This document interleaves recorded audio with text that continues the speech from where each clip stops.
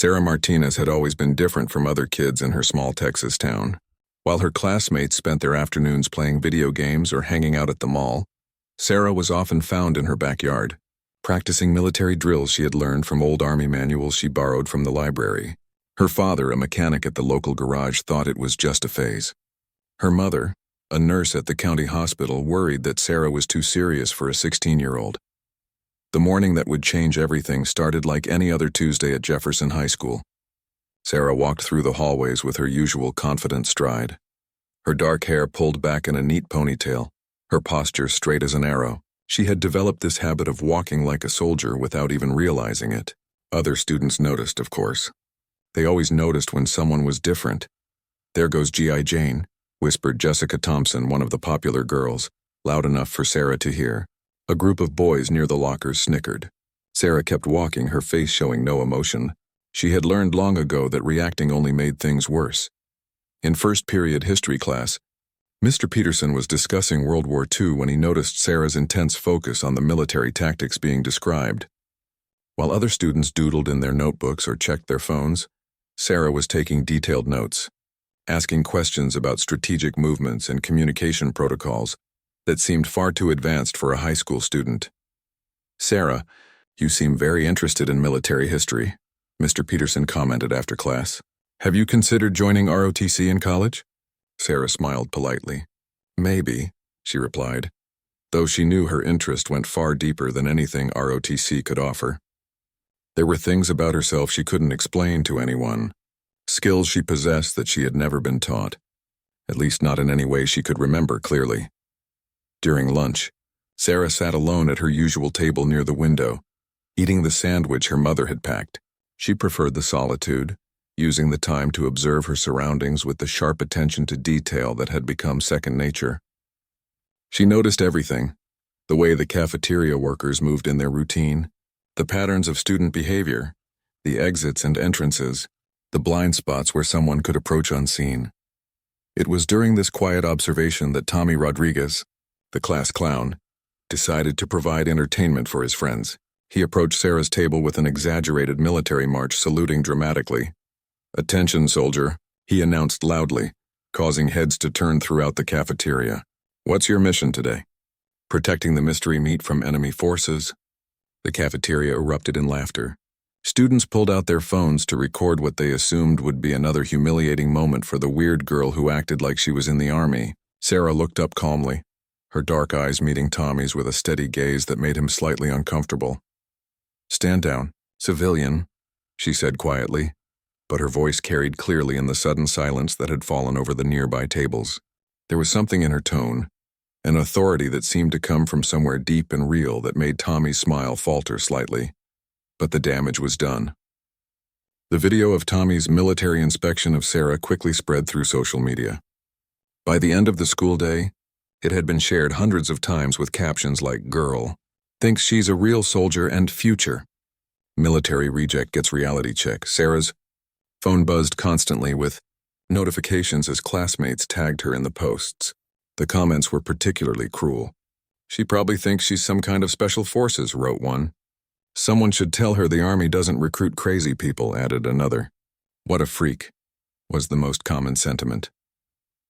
Walking to her part-time job at the local sporting goods store, Sarah felt the weight of the day's humiliation.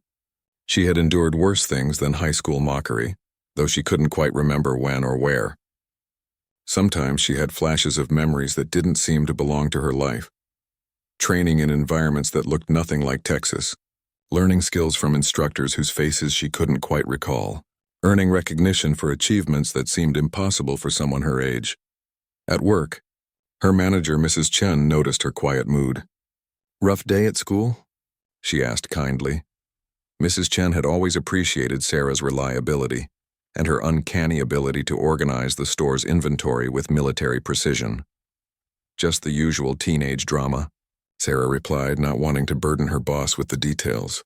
She threw herself into her work, methodically restocking the camping and outdoor survival sections, with the kind of efficiency that impressed customers and made her coworkers wonder where she had learned such organizational skills. As the evening shift wound down, Sarah was alone in the back room, unpacking a shipment of tactical gear. Her hands moved with practiced familiarity over items that most teenagers wouldn't recognize.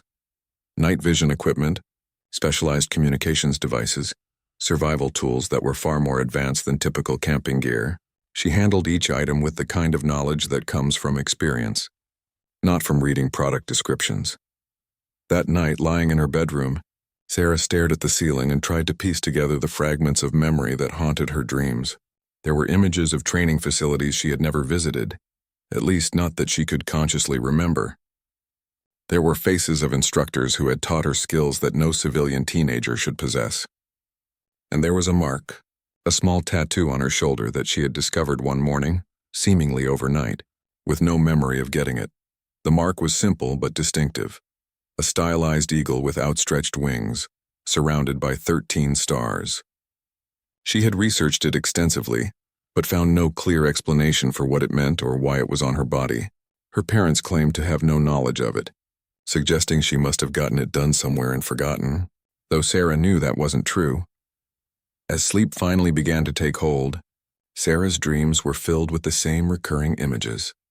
Training exercises in environments that looked like military bases, learning languages she didn't remember studying, and always the voice of an instructor telling her that one day, when she was ready, everything would become clear. She had no idea that tomorrow would bring the beginning of those answers, in the form of a retired colonel who would recognize not just her abilities, but the significance of the mark that proved she was far more than just a strange teenager with military fantasies. The next morning brought no relief from the previous day's humiliation.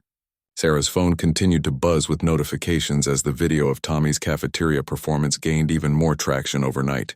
Students she barely knew were commenting and sharing, turning her into the school's latest joke. The hashtag Soldier Girl was trending in their small-town social media circles.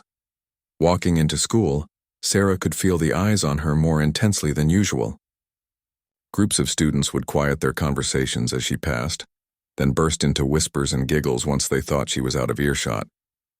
Some brave souls even attempted their own military salutes, though none with the theatrical flair that Tommy had displayed. In physical education class, Coach Williams had planned a fitness assessment that included timed runs, push-ups, and obstacle courses. Sarah had always excelled in PE, but she typically held back her true capabilities to avoid drawing attention. Today, however, the accumulated stress and frustration of the mockery made her less careful about concealing her abilities. When Coach Williams blew the whistle for the mile run, Sarah took off with the rest of the class but quickly found herself far ahead of even the school's star athletes. Her running form was perfect, her breathing controlled and her pace steady in a way that suggested extensive training. She completed the mile in under 6 minutes, a time that would have been impressive for a trained adult, let alone a 16-year-old girl. The class stood in stunned silence as Sarah barely showed signs of exertion, while others were bent over, gasping for breath. Coach Williams, a former college football player, approached her with a mixture of amazement and suspicion. "Sarah, where did you learn to run like that?" he asked, checking his stopwatch again to make sure he had recorded her time correctly. "I don't know," Sarah replied honestly. "I've always been good at running." During the push-up portion of the assessment, Sarah performed perfect form repetitions while maintaining a steady count that far exceeded what anyone expected. Her classmates had stopped their own exercises to watch, their earlier mockery replaced by genuine bewilderment. This wasn't just someone playing soldier. This was someone with real, serious physical training.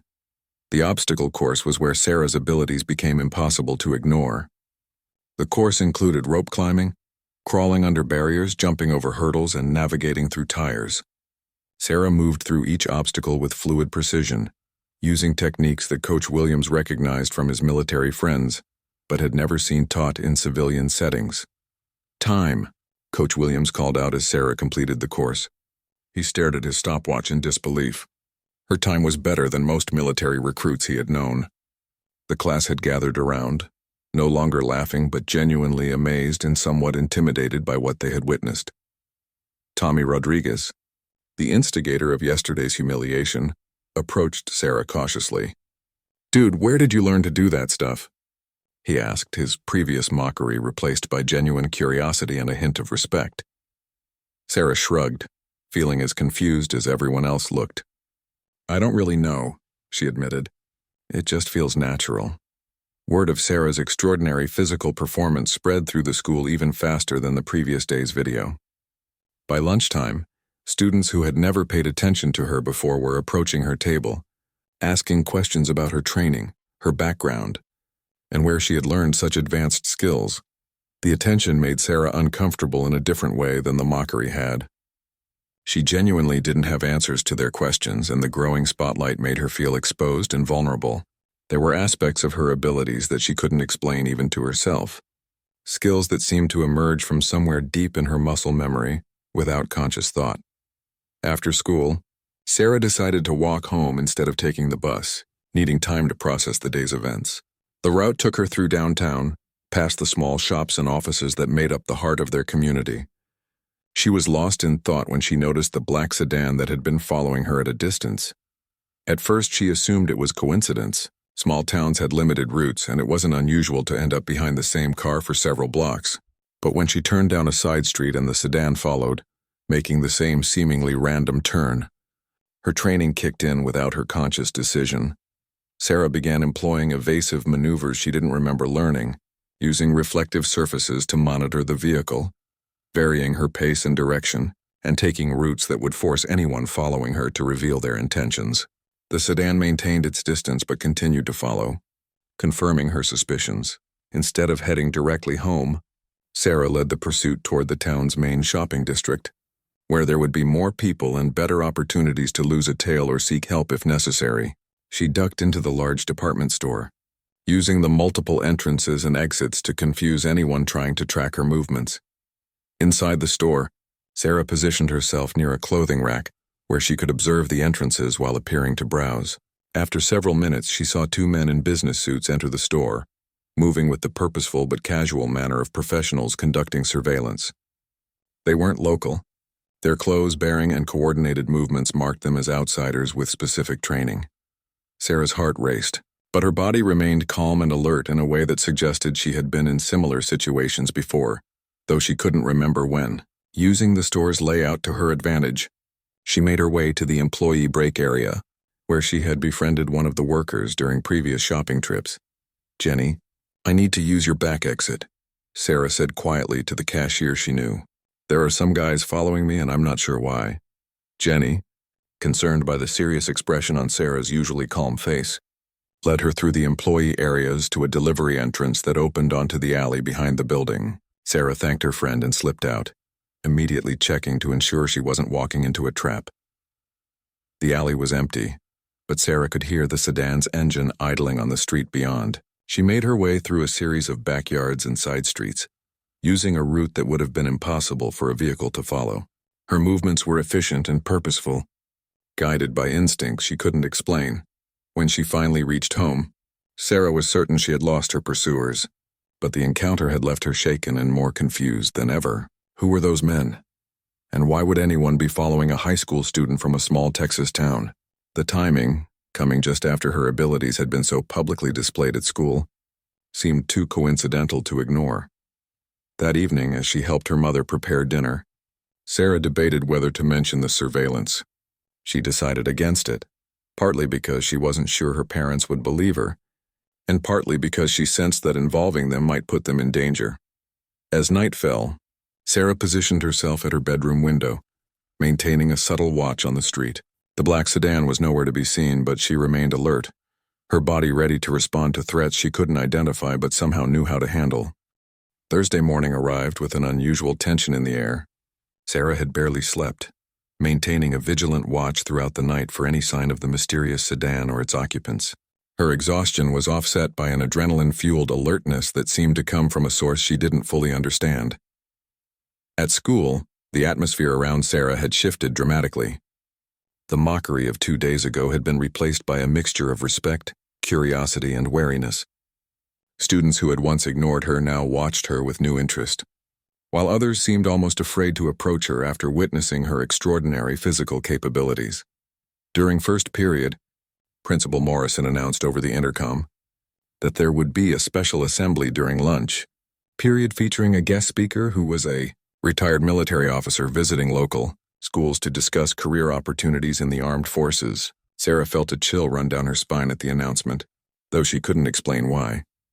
In the hallway between classes, Jessica Thompson, who had been one of Sarah's most vocal critics, approached her with an unusual mixture of apology and curiosity.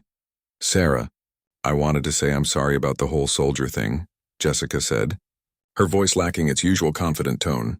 "After seeing what you did in PE yesterday, that was actually pretty incredible. Where did you really learn to do all that?" Sarah looked at Jessica carefully, sensing genuine interest rather than mockery. "I honestly don't know," she replied. "I've always been able to do those things, but I can't remember learning them." Jessica's expression grew more puzzled. "What do you mean you can't remember? Like you just woke up one day knowing how to do military stuff?" The question hit closer to home than Sarah was comfortable with. In truth, her earliest clear memories only went back to when she was about 12 years old. Everything before that was fragmented and unclear, like looking through a fog. Her parents had always explained this as the result of a car accident that had caused temporary memory loss. But Sarah had always suspected there was more to the story. "It's complicated," Sarah said, ending the conversation before it could go deeper into territory she wasn't ready to explore, especially not in a school hallway. During lunch, the entire student body filed into the gymnasium for the special assembly. Sarah chose a seat in the back, her newly heightened paranoia making her want to maintain a clear view of all exits and keep her back protected. The morning's events and the previous day's surveillance had put her on edge in a way that felt both foreign and familiar. Principal Morrison took the stage and introduced their guest speaker. Colonel James Mitchell, retired from the United States Army after 30 years of distinguished service. As the colonel walked to the podium, Sarah felt her breath catch in her throat. There was something about the man's bearing, his movement, even the way he scanned the crowd that triggered a flood of half-remembered images. Colonel Mitchell was a tall, distinguished man in his early 60s, with steel gray hair and sharp eyes that seemed to catalog every detail of his surroundings. He wore a simple dark suit, but his posture and presence unmistakably marked him as military, even in civilian clothes. "Good afternoon, students," he began, his voice carrying the authority of someone accustomed to command. "I'm here today to talk to you about the opportunities available in military service, but first, I want to tell you about the extraordinary young men and women I've had the privilege to serve alongside during my career." As he spoke about leadership, discipline, and service to country, Sarah found herself hanging on every word. Though she couldn't explain why his voice seemed so familiar, there was something in his tone, his inflection, that echoed in the deepest parts of her memory. Colonel Mitchell's presentation included slides showing various military training programs, special operations units, and advanced technology used by modern armed forces. When he displayed images of elite training facilities, Sarah felt a jolt of recognition that was almost physical in its intensity. She had seen these places before, or places very much like them. "The military has many specialized programs," the colonel continued, "including some that work with young people who show exceptional potential at an early age. These programs identify and develop skills that might otherwise go unrecognized or unutilized." Sarah's hands began to tremble slightly as fragments of memory began to surface. Images of training exercises, classroom instruction, evaluations and assessments that seemed far too advanced for someone her age at the time. The memories were still fragmented and unclear, but they were becoming stronger and more detailed than they had ever been before. During the question and answer portion of the presentation, several students asked typical questions about military life, benefits, and career opportunities. Sarah remained silent, fighting the urge to ask questions that would reveal too much about her own unexplained knowledge and abilities. As the assembly was winding down, Colonel Mitchell made an announcement that sent a chill through Sarah's entire body. "Before I leave today, I want to address something specific," he said, his eyes scanning the audience with renewed intensity. "Sometimes young people find themselves with skills or knowledge they can't fully explain. They might have physical capabilities that exceed normal expectations, or they might possess tactical awareness that seems to come from nowhere. To those individuals, I want you to know that there are explanations for these abilities, and there are people who can help you understand your unique situation." The colonel's gaze seemed to linger on Sarah's section of the bleachers, though she couldn't be sure if he was looking directly at her. "If anyone here recognizes themselves in what I've described, I encourage you to speak with me after the assembly. Sometimes the most important conversations happen when we're brave enough to seek answers to difficult questions. As students began filing out of the gymnasium, Sarah remained frozen in her seat. Every instinct told her to approach the colonel, but fear held her back. What if he was connected to the men who had followed her? What if seeking answers only led to more danger? She watched from her seat as a few students gathered around Colonel Mitchell, asking follow-up questions about military careers and college scholarships. The colonel answered each question with patience and genuine interest. But Sarah noticed that his attention periodically drifted to the exit doors, as if he was waiting for someone specific to approach. Finally, as the gymnasium began to empty and Sarah could no longer justify remaining in her seat, she made her decision. Standing on unsteady legs, she walked slowly toward the front of the gym, where Colonel Mitchell was finishing his conversation with the last few students. As she approached, the colonel looked up and their eyes met directly for the first time. Sarah saw immediate recognition flash across his features, followed by what appeared to be relief and concern in equal measure. "Sarah Martinez," he said quietly, and she realized with shock that he knew her name without any introduction. "I was hoping you would come speak with me. We have a great deal to discuss." Sarah's heart pounded as she stared at Colonel Mitchell, trying to process the fact that this stranger knew her name and seemed to have been specifically looking for her. The few remaining students in the gymnasium were chatting among themselves, unaware of the tension crackling between Sarah and the colonel. "How do you know my name?" Sarah asked quietly, her voice steady despite the turmoil she felt inside. Colonel Mitchell glanced around the gymnasium, noting the presence of the other students and school staff. "This isn't the right place for the conversation we need to have," he said. "Is there somewhere private where we can talk? Somewhere you feel safe?" The question about feeling safe struck Sarah as both reassuring and ominous. It suggested the colonel was concerned about her well-being, but it also implied there might be genuine reasons for concern. "The library," Sarah suggested. "There's a study room in the back that's usually empty during lunch." Colonel Mitchell nodded and followed Sarah through the school hallways. She was acutely aware of his presence behind her, noting that he moved with the same quiet efficiency she recognized in herself. Other students paid little attention to them, assuming it was just another brief conversation between a student and the visiting speaker. The library was nearly deserted, with only the librarian at the front desk and a few students scattered among the stacks. Sarah led Colonel Mitchell to a small study room at the back of the library, closing the door behind them. The room had glass walls, maintaining visibility while providing privacy for their conversation. "Sarah," Colonel Mitchell began, settling into one of the chairs, "before we go any further, I need you to know that everything I'm about to tell you is the truth, even though it may be difficult to accept. I also need you to know that you're not in any danger from me. My purpose here is to help you understand some things that have probably been confusing you for a long time." Sarah remained standing, her body instinctively maintaining a position where she could react quickly if necessary. "Start with how you know my name." The colonel smiled slightly at her defensive posture. "Your training is showing," he observed. "That's actually a good sign. It means the conditioning wasn't completely suppressed." He paused, seeming to choose his words carefully. "I know your name because I was one of your instructors." The words hit Sarah like a physical blow.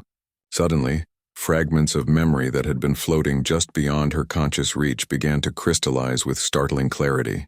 She could see Colonel Mitchell's face, younger and in military uniform, standing in front of a classroom full of children who were learning things that no ordinary children should know. "The Prometheus program," she whispered, the name emerging from somewhere deep in her memory. Colonel Mitchell's expression grew grave. "You remember?" Sarah sank into the chair across from him as a flood of memories came rushing back. She remembered the facility, hidden away in the mountains of Colorado. She remembered the other children, all of them exceptional in different ways, all of them training for purposes they weren't old enough to fully understand. She remembered the instructors, including the younger version of Colonel Mitchell, teaching them skills in combat, survival, languages, and intelligence gathering. "We were just kids," Sarah said, her voice barely above a whisper. "I was only 8 when it started." "You were all carefully selected," Colonel Mitchell confirmed. "Children with exceptional natural abilities, high intelligence, and specific psychological profiles that suggested you could handle advanced training. The program was designed to develop these abilities from a young age. creating operatives who could function in situations where adult agents would be compromised or ineffective. Sarah's memories were becoming clearer with each passing moment. She remembered the pride she had felt in her achievements, the bonds she had formed with the other children, and the gradual realization that they were being prepared for missions that would take them far from anything resembling a normal childhood. "What happened to the program?" Sarah asked. "Why don't I remember leaving?" Colonel Mitchell's expression darkened. "The program was shut down when you were 12. There were political changes, oversight committees, and concerns about the ethical implications of training children for intelligence work. The decision was made to terminate the program and to place all of you in normal civilian environments with suppressed memories of your training." "Suppressed memories," Sarah repeated, understanding now why her childhood before age 12 was such a blur. "But they're coming back. Memory suppression was never intended to be permanent," the colonel explained. "It was meant to give you all time to develop normal social and emotional foundations before your enhanced abilities fully manifested. The expectation was that by late adolescence the suppression would naturally weaken, and you would begin to remember your training." Sarah thought about the strange skills she had always possessed, the physical capabilities that exceeded normal expectations, and the tactical awareness that had saved her from the surveillance team 2 days earlier. "So everything I can do, all the training I remember, it's all real." "Very real," Colonel Mitchell confirmed. "You were one of the most promising students in the program. Your scores in tactical assessment, physical conditioning, and crisis management were exceptional, even among a group of already exceptional children." A new concern struck Sarah. "The men who were following me yesterday, are they connected to this?" Colonel Mitchell's expression grew alert. "Tell me about that." Sarah described the surveillance she had detected and the evasive maneuvers she had used to lose her pursuers.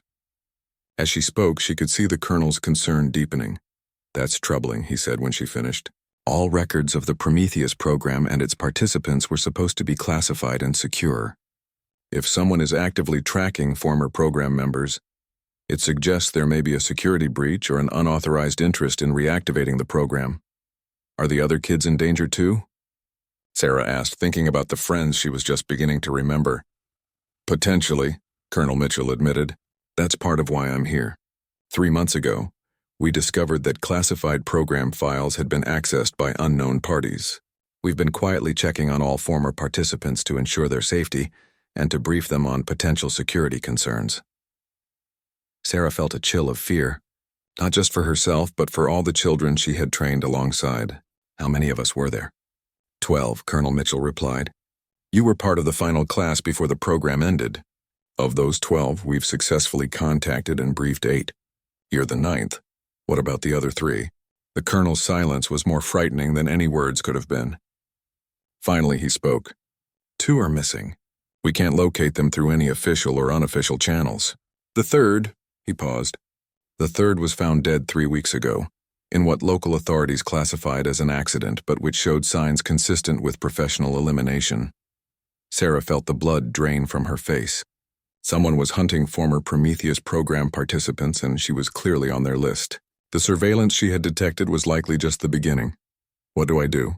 she asked, surprised by how calm her voice sounded despite the terror she felt inside. Colonel Mitchell leaned forward. "First, you need to understand that your suppressed training is fully returning, which means you have skills and capabilities that most adults don't possess. Trust your instincts. They're based on some of the best training the intelligence community has ever developed." He reached into his jacket and pulled out a small device that looked like an ordinary cell phone. "This is a secure communication device. If you're in immediate danger, press the red button and help will be dispatched to your location. For less urgent situations, you can use it to contact me directly." Sarah took the device, feeling its weight and noting the subtle differences that marked it as far more sophisticated than any civilian phone. "What about my parents?" she asked. "Are they in danger because of me?" "They don't know about your background," Colonel Mitchell said. "They were told you were in a special educational program following the car accident that caused your memory loss. The car accident, incidentally, was fabricated to explain the gap in your memories when you were placed with them. The revelation that her entire family history was built on deception was almost too much to process." "So they're not my real parents?" "They are now," Colonel Mitchell said gently. "They've loved and cared for you for 4 years.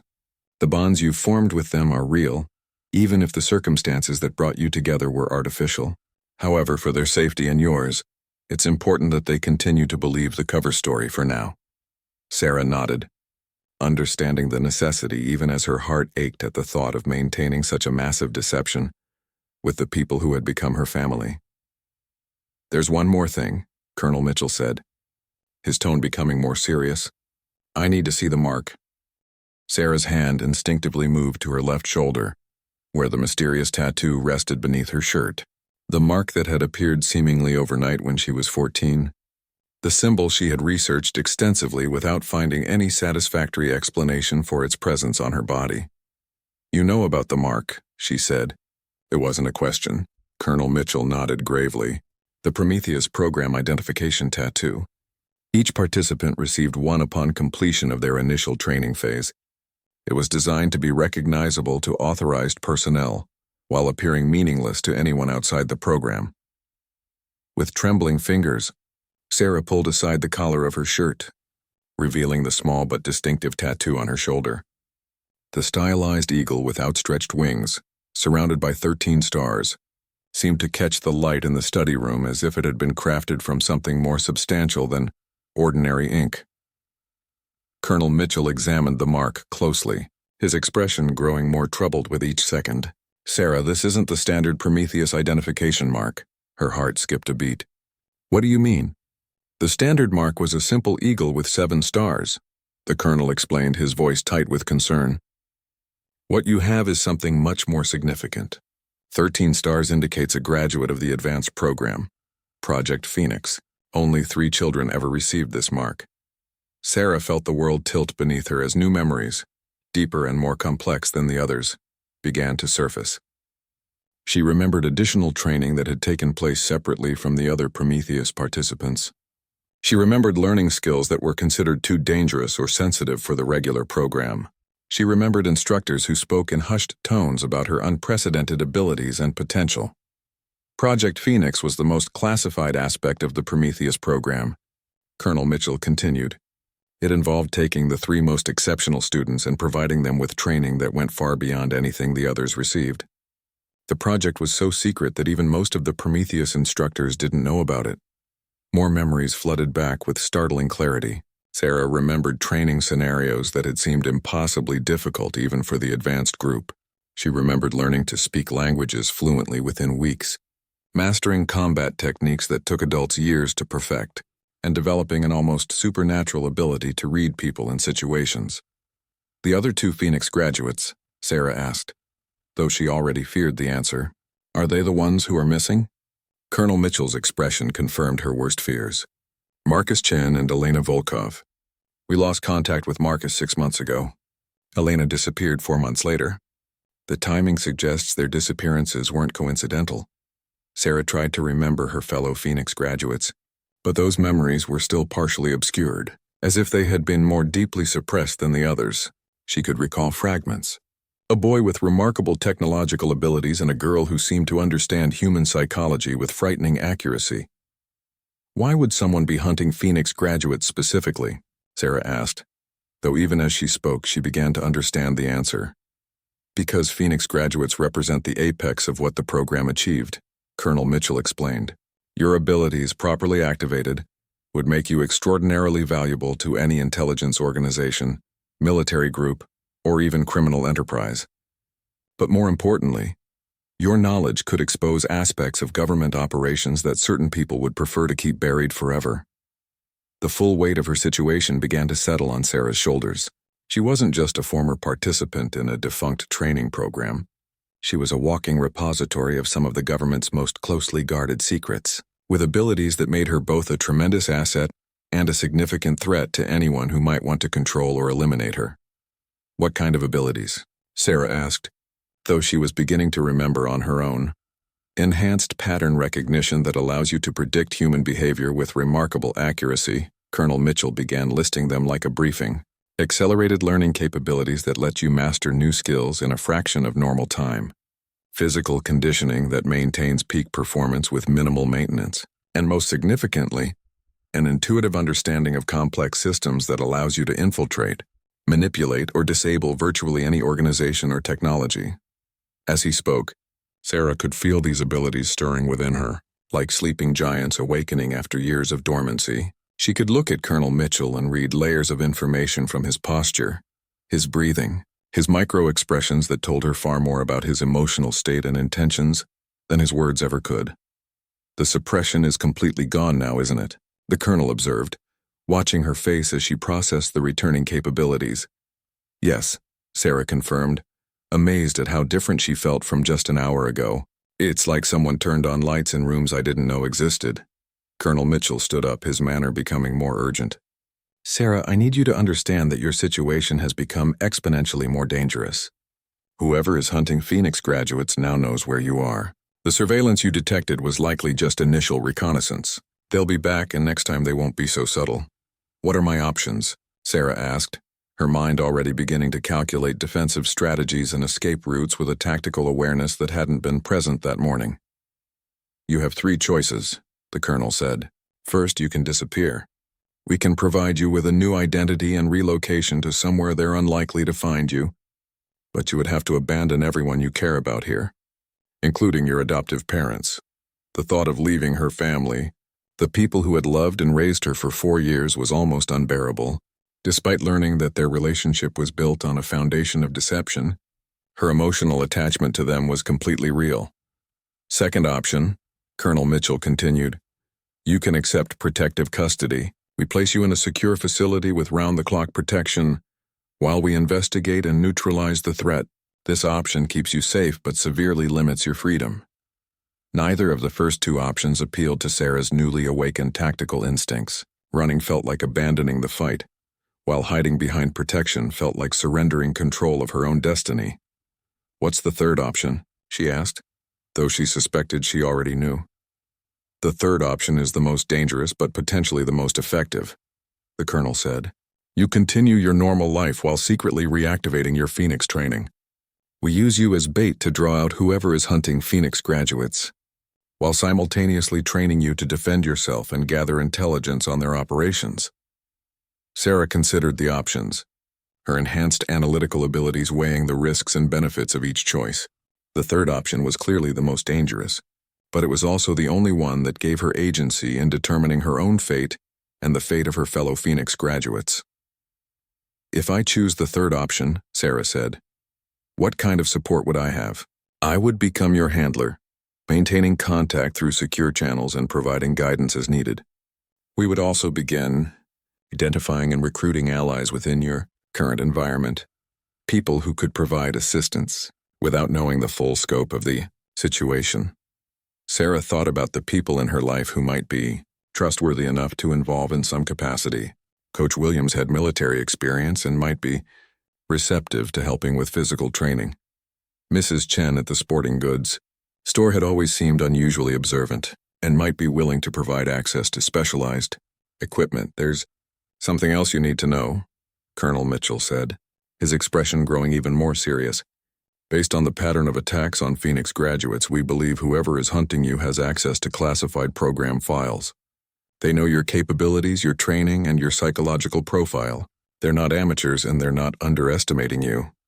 This information changed the tactical situation significantly. Sarah was no longer dealing with criminals or foreign agents who might underestimate a teenage girl. She was facing opponents who knew exactly what she was capable of and would plan accordingly.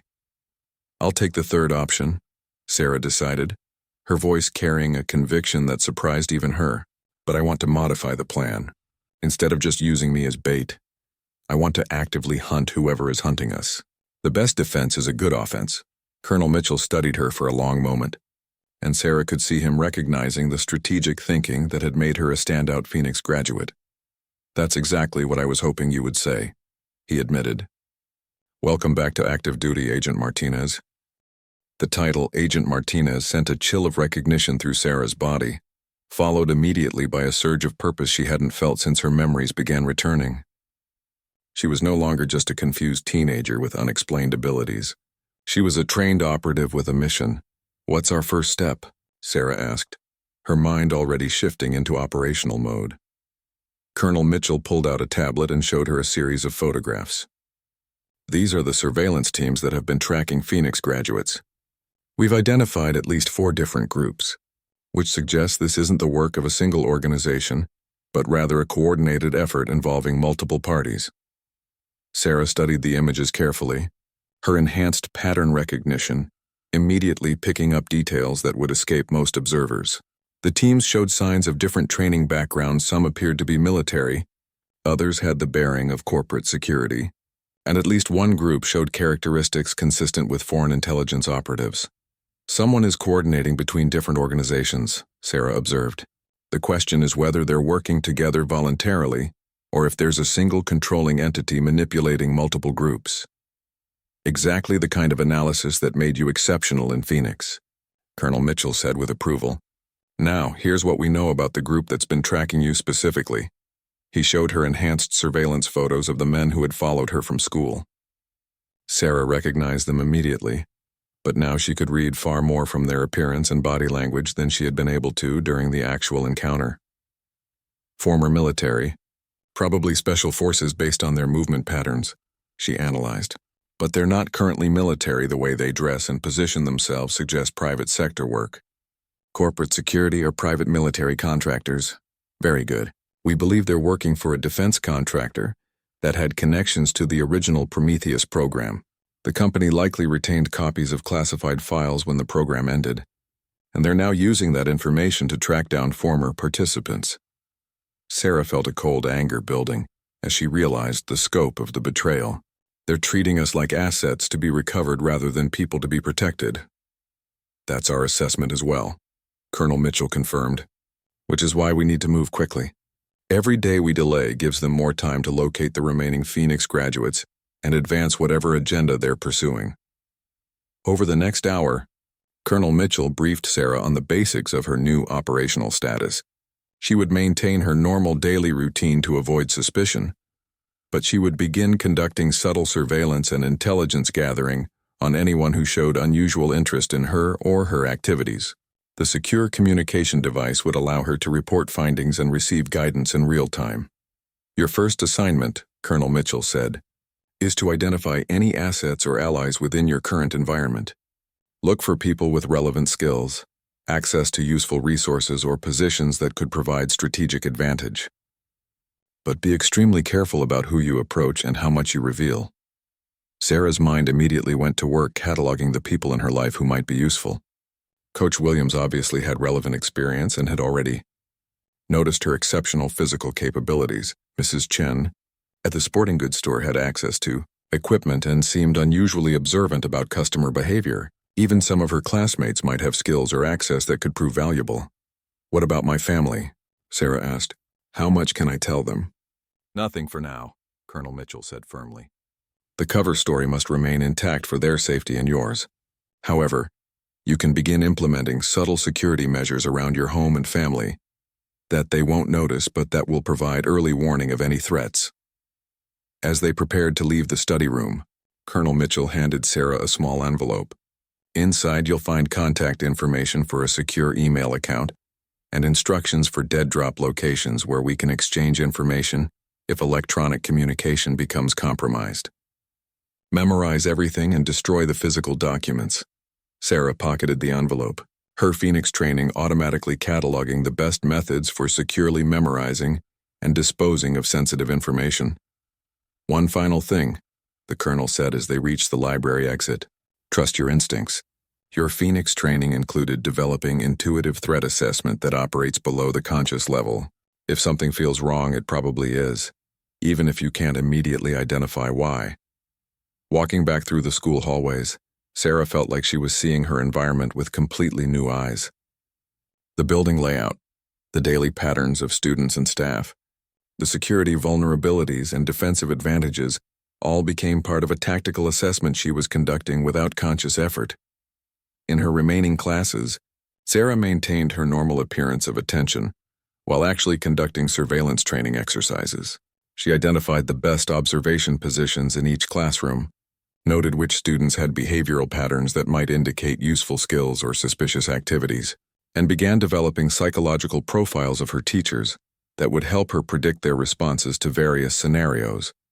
After school, Instead of walking directly home, Sarah took a circuitous route that allowed her to check for surveillance while familiarizing herself with all possible approaches to her house. She identified several positions where watchers might set up observation posts and made mental notes of which neighbors were home during different parts of the day. At the sporting goods store, Sarah approached Mrs. Chen with a carefully planned conversation starter. "Mrs. Chen, I've been thinking about getting more serious about outdoor activities," Sarah said. "Do you have any experience with wilderness survival or camping in challenging conditions?" Mrs. Chen looked up from the inventory she was reviewing, and Sarah caught a flicker of something more than casual interest in her employer's eyes. "I've done some backcountry camping," Mrs. Chen replied carefully. "What kind of activities were you thinking about?" "I'm interested in learning skills that would be useful in emergency situations," Sarah said, watching Mrs. Chen's reactions closely. "You know, if someone got lost in the wilderness or had to survive with minimal resources." Mrs. Chen set down her clipboard and studied Sarah with an intensity that suggested she was conducting her own assessment of the conversation. "That's a very practical skill set to develop," she said finally. "There are books and equipment that can help with basic survival training. But the most important skills come from experience and proper instruction." The careful way Mrs. Chen phrased her response suggested to Sarah that her employer might have more relevant background than she had previously revealed. Making a mental note to investigate further, Sarah spent the rest of her shift conducting subtle intelligence gathering on the store's customers and suppliers. That evening, after dinner with her adoptive parents, Sarah retreated to her room and began implementing the security measures Colonel Mitchell had discussed. She repositioned her furniture to provide better observation angles of the street, identified the best escape routes from her bedroom window, and established procedures for quickly securing sensitive materials if a search became necessary. As she memorized the contents of Colonel Mitchell's envelope before destroying it, Sarah felt the full weight of her new reality settling in. She was no longer just Sarah Martinez, high school student from a small Texas town. She was Agent Martinez, a trained operative with enhanced abilities and access to classified information that multiple organizations were willing to kill for. The irony wasn't lost on her that just 3 days ago, her classmates had been mocking her for playing soldier.